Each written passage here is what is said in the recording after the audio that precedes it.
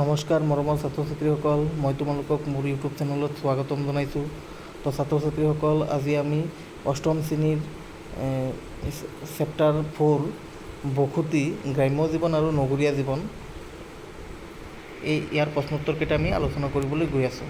1 number প্ৰশ্ন কৈছে যে উত্তৰ লিখিব কৈছে যে বসতিক কেই ভাগত ভাগ কৰা হয়।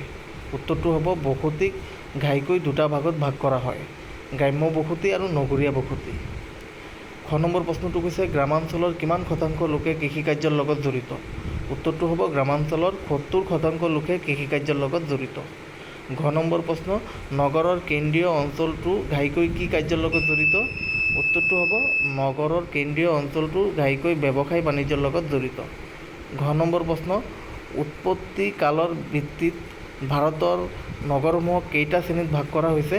উত্তৰটো হ'ব উৎপত্তি কালৰ ভিত্তিত ভাৰতৰ নগৰসমূহক তিনিটা শ্ৰেণীত ভাগ কৰা হৈছে, আৰু সেইকেইটা হৈছে প্ৰাচীন নগৰ, মধ্যযুগৰ নগৰ আৰু আধুনিক নগৰ।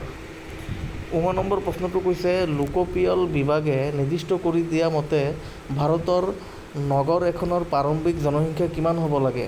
উত্তৰটো হ'ব লোকপিয়ল বিভাগে নিৰ্দিষ্ট কৰি দিয়া মতে ভাৰতৰ নগৰ এখনৰ প্ৰাৰম্ভিক জনসংখ্যা 5,500 জন হ'ব লাগে।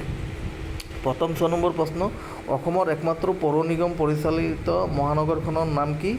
উত্তৰটো হ'ব অসমৰ একমাত্ৰ পৌৰ নিগম পৰিচালিত মহানগৰখনৰ নাম হ'ল গুৱাহাটী। 2 নম্বৰ কৈছে শুদ্ধ আৰু অশুদ্ধ লিখা। ক নম্বৰ নগৰীয়া বসতিতকৈ গ্ৰাম্য বসতিত জনসংখ্যাৰ ঘনত্ব অধিক, এইটো অশুদ্ধ। খ নম্বৰ গ্ৰাম্য বসতিৰ অধিক সংখ্যক লোক চাকৰিৰ লগত জড়িত, এইটো গ্ৰাম্য বসতিৰ অধিক সংখ্যক লোক চাকৰিৰ লগত জড়িত, এইটো শুদ্ধ। গ নম্বৰ নতুন দিল্লী এখন প্ৰশাসনিক নগৰ, গ নম্বৰ এইটো কি শুদ্ধ। ঘ নম্বৰ আগ্ৰা এখন নদীৰ পাৰত অৱস্থিত নগৰ, এইটো শুদ্ধ। ঙ নম্বৰ শিলচৰ বৰাক নদীৰ পাৰত অৱস্থিত, এইটো শুদ্ধ। এতিয়া 3 নম্বৰ চমুকৈ উত্তৰ লিখা। ক নম্বৰ গ্ৰাম্য অঞ্চলৰ বৃত্তি। গ্ৰাম্য অঞ্চলৰ প্ৰধান বৃত্তি হ'ল কৃষি।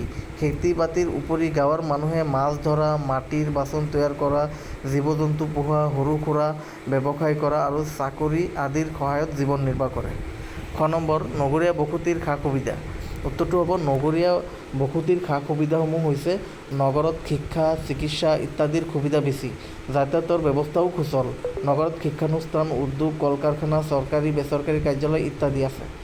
ঘ নম্বৰ নগৰত বসতি ঘন হোৱাৰ কাৰণ কি। উত্তৰটো হ'ব নগৰখনৰ সকলো সুবিধাৰ বাবে নগৰখনৰ ঘন বসতিপূৰ্ণ হয়, যেনে নগৰখনৰ পথ ঘাটবোৰ মসৃণ, যান বাহনৰ সুবিধা, ব্যৱসায় বাণিজ্য সুবিধা, নিযুক্তিৰ সুবিধা, চিকিৎসা, কল কাৰখানা, শিক্ষানুষ্ঠান, মহাবিদ্যালয়, বিশ্ববিদ্যালয় আদিৰ বাবে চহৰখনত ঘনবসতিপূৰ্ণ।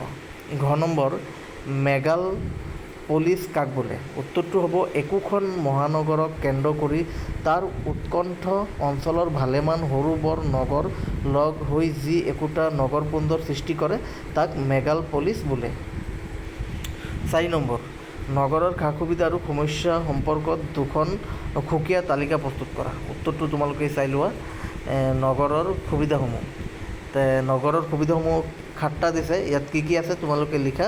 শিক্ষা গ্ৰহণৰ বাবে পৰ্যাপ্ত শিক্ষানুষ্ঠান পোৱা যায়, উন্নত চিকিৎসা সেৱা পোৱা যায়, যাতায়াতৰ সুবিধা থাকে, বেপাৰ বাণিজ্যৰ বাবে পৰ্যাপ্ত ব্যৱস্থাসমূহ উপলব্ধ থাকে, পৰিকল্পিত ঘৰ দুৱাৰ, দোকান সজাৰ ব্যৱস্থা থাকে, নিয়োগৰ সুবিধা বেছি, বেংক, পাইকাৰী আৰু খুচুৰা বিক্ৰী কেন্দ্ৰসমূহ সহজলভ্য, মানে তাত সহজভাৱে উপলব্ধ থাকে এইকেইটা নগৰত।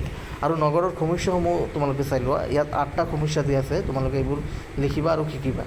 বিশুদ্ধ খোৱাপানীৰ যোগান পৰ্যাপ্ত নহয়, গাড়ী মটৰৰ পৰা ওলোৱা ধোঁৱাৰ পৰা হোৱা বায়ু প্ৰদূষণ, শব্দ প্ৰদূষণ হয়, আৱৰ্জনা নিষ্কাশনৰ সমস্যা, নদী আৰু নলা নৰ্দমাক ডাষ্টবিন হিচাপে ব্যৱহাৰ কৰা হয়, কৃত্ৰিম বানপানীৰ সমস্যা হয়, খেলপথাৰ, উদ্যান আদিৰ দৰে মুকলি ঠাইৰ অভাৱ আছে, যান জঁটৰ সমস্যা, দ্ৰুত জনসংখ্যা বৃদ্ধি, নগৰীকৰণৰ সমস্যা, ঘৰ, উদ্যোগ, বাট পথ, দোকান, অনুষ্ঠান প্ৰতিষ্ঠান আদি সাজিবলৈ ভূমিৰ নাটনি, এইকেইটা নগৰৰ সমস্যা।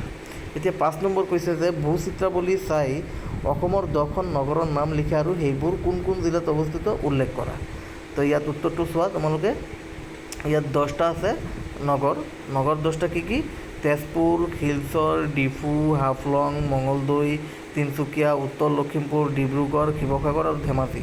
আৰু ইয়াৰ এইকেইটা নগৰকেইটা কি আকৌ কৈ আছোঁ মই, তেজপুৰ, শিলচৰ, ডিফু, হাফলং, মঙলদৈ, তিনিচুকীয়া, উত্তৰ লখিমপুৰ, ডিব্ৰুগড়, শিৱসাগৰ আৰু ধেমাজি। এইকেইটা নগৰ। আৰু জিলা কি তেজপুৰটো শোণিতপুৰ জিলাত, শিলচৰটো কাছাৰ জিলাত, ডিফুটো কাৰ্বি আংলং জিলাত, হাফলংটো উত্তৰ কাছাৰ জিলাত, মঙলদৈটো দৰং জিলাত, তিনিচুকীয়াটো তিনিচুকীয়া জিলাত, উত্তৰ লখিমপুৰটো উত্তৰ লখিমপুৰ জিলাত, ডিব্ৰুগড়টো ডিব্ৰুগড়, শিৱসাগৰটো শিৱসাগৰ আৰু ধেমাজিটো ধেমাজি। এইকেইটা তোমালোকে লিখি ল'বা আৰু শিকিবা। 6 নম্বৰটো কৈছে তুমি বাস কৰা ঠাইত থকা 10টা পৰিয়ালৰ লোকসকলৰ শিক্ষাগত অৰ্হতা আৰু তেওঁলোকক কি বৃত্তিৰ লগত জড়িত তাৰ জৰীপ কৰি এখন প্ৰতিবেদন প্ৰস্তুত কৰা। এইটো একচুৱেলি তোমালোকক ছাৰ্ভেৰ নিচিনা এটা কৰিব দিছে। ইয়াত তোমালোকক এইটো এটা ডেমো দি দিছে, ডেমোটো চাই লোৱা। এনেকুৱা ছিষ্টেমত তুমি লিখিবা বস্তুটো। এলেকা চুবুৰীৰ নাম লিখিবা, তুমি য'ত থাকা সেই ঠাইডোখৰৰ নাম লিখিবা, পঞ্চায়ত নগৰ সমিতিৰ নাম লিখিবা আৰু জিলাখনৰ নাম লিখিবা। পিছত ইয়াত তুমি এনেকুৱা এটা উদাহৰণ দিছে, এইটো তুমি এনেকৈ চাই ল'বা। ক্ৰমিক 1 সদস্য সংখ্যা 3জন, পৰিয়ালৰ সদস্যৰ নাম ইয়াত 3জন নাম দিছে, যেনে শ্ৰীযুত যতীন বৰা, শ্ৰীযুতা লক্ষ্মী বৰা আৰু শ্ৰী নয়ন বৰা। বছৰ 32 বছৰ যতীন বৰাৰ, আৰু শ্ৰীযুতা লক্ষ্মী বৰাৰ 30 বছৰ আৰু নয়ন বৰা 7 বছৰ। আৰু যতীন বৰাৰ অৰ্হতা তেওঁৰ শিক্ষাগত অৰ্হতা মেট্ৰিক তেখেত। আৰু তেখেত কি কৰে, বৃত্তি চাহ খেতিয়ক, তেখেতে চাহ খেতি কৰে যতীন বৰাই। আৰু তেখেতৰ পত্নী শ্ৰীযুতা লক্ষ্মী বৰাই শিক্ষাগত অৰ্হতা 8ম শ্ৰেণীলৈকে পঢ়িছিল আৰু তেওঁ হাউচ ৱাইফ, গৃহিণী। আৰু নয়ন বৰা তেওঁলোকৰে ল'ৰা হ'ব চাগে, 7 বছৰ তেওঁৰ, আৰু তেওঁ 2য় শ্ৰেণীত পঢ়ি আছে আৰু তেওঁ এজন ছাত্ৰ এতিয়া। এনেকৈ উদাহৰণ দি দিছে, তোমালোকে এনেকৈ লিখি ল'ব বস্তুটো। 2 নম্বৰ 2 নম্বৰত দিছে শ্ৰীযুত অভয় শইকীয়া, শ্ৰীযুতা কিৰণবালা শইকীয়া।